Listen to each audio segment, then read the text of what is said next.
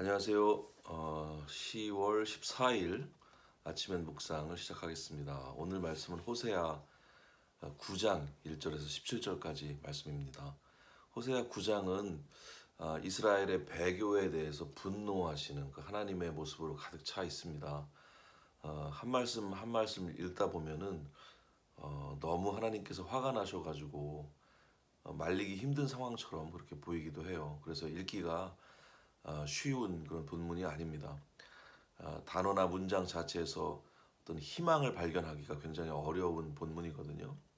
그래서 우리는 이 말씀의 행간으로 들어갈 수 있어야 합니다. 우리를 향하신 하나님의 마음은 무엇인지 예민하게 살펴야 하는 그런 이유가 되겠습니다.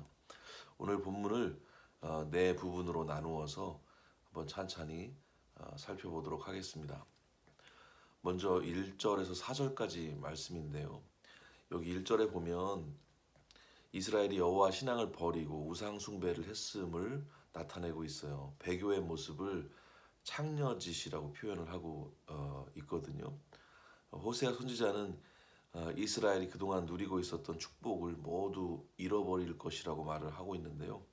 조목조목 그들이 기뻐하던 일상의 자리를 가리키면서 저주의 말을 쏟아내고 있습니다.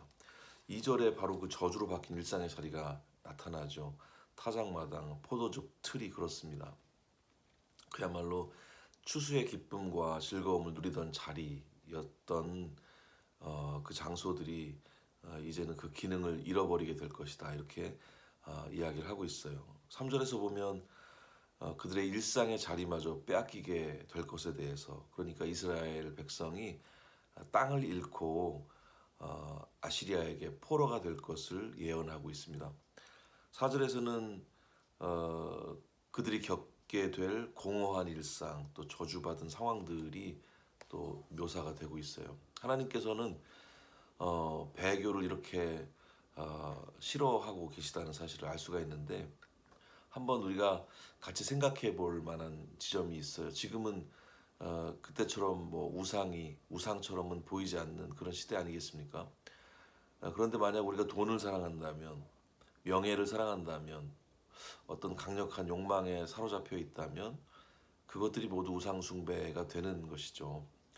하나님보다 더 사랑하는 무엇이 바로 우상이 되는 것이라고 생각을 해볼 때, 우리 시대의 우상은 무엇일까, 또 나의 우상은 무엇일까에 대해서 생각해 볼 수가 있겠습니다. 1절에서 그 우상 숭배 배교를 어떤 짓이라고 말하고 있는지 한번 읽어보시면서 돌아볼 일이겠어요. 우리는 그때 이스라엘과 무엇이 다를까? 나도 우리도 그 지적을 받을 수 있는 그런 성정에 똑같은 사람들임을 잊지 말아야 하겠습니다.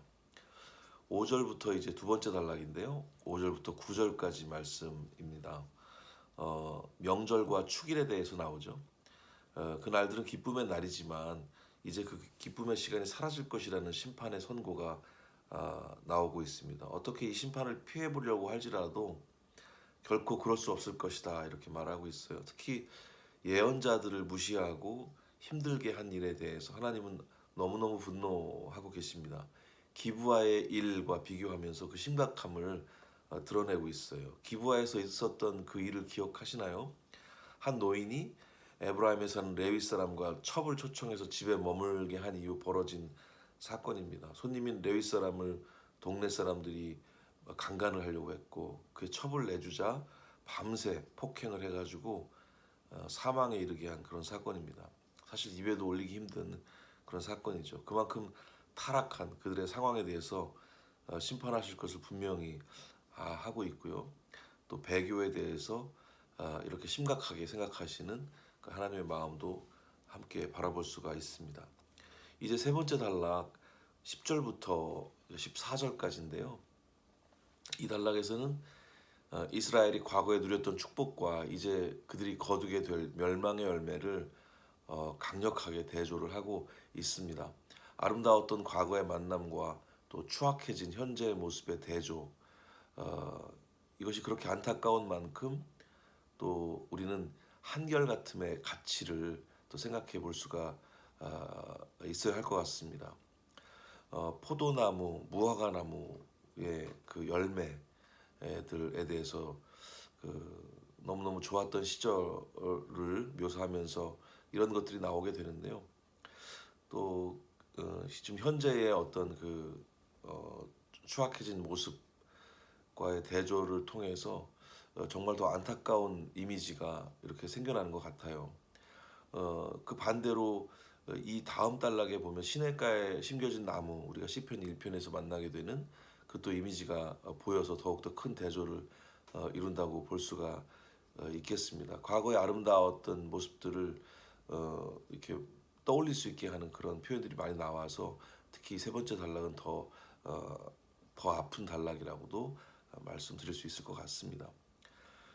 이제 마지막 단락 15절에서 17절까지인데요. 끝까지 정말 하나님의 진노의 모습을 만나게 돼서 참 쉽지 않습니다. 여기 보면 모든 악이 길갈에서 시작됐다 이렇게 말하고 있는데요. 길갈은 어느 곳인가요? 어떤 곳인가요? 출애굽 2세대가 가나안에 입성할 때 처음으로 진을 친 곳이죠. 굉장히 의미 있는 장소였습니다. 요단을 건넌 이스라엘은 길갈에 진을 치고 나서 요단강 바닥에서 가져온 12개의 돌을 세우게 되죠. 거기서 처음으로 유월절을 지내기도 했던 그런 장소였습니다. 그러나 이제는 여기서 지적하듯이 길갈은 우상 숭배가 행해지는 그런 장소가 되어버려 있습니다. 시사하는 바가 있죠. 우리가 아무리 전통을 가지고 있어도 그것이 껍데기뿐일 수 있다는 것입니다. 우리가 금과 옥조처럼 지키고 있는 어떤 것들에 대해서 다시 돌아볼 필요가 있겠습니다. 예배, 기도, 헌금, 생활, 관계 이런 모든 것들에 대해서 우리는 그 최초의 의미를 잘 붙들고 있는가 좀 돌아봐야 하겠어요. 오늘 말씀을 마무리하겠습니다. 9장은 정말 아프고 괴로운 책입니다. 축복의 말들을 듣고 싶은 아침 시간에 이렇게 펼쳐 읽기가 굉장히 어려운 본문이에요. 그렇지만 다친 상처가 있다면 정확히 상황을 바라보고 들여다보고 약을 발라줘야 합니다. 저주의 말들로 인해서 마음 힘들 수 있지만 그러기보다는 왜 그런 저주의 말을 듣게 됐는지 돌아보고 하나님 마음을 헤아리는 아침이 된다면 호세아 9장의 말씀은 절망이 아닌 희망의 시작이 될 수 있다고 생각합니다. 저주의 말들, 심판의 언어들 사이에 분명히 놓여진 하나님의 사랑과 눈물을 우리가 그 행간에서 바라볼 수 있으면 좋겠습니다. 오늘의 본문이 우리 모두에게 희망의 본문이 되기를 소망합니다. 감사합니다.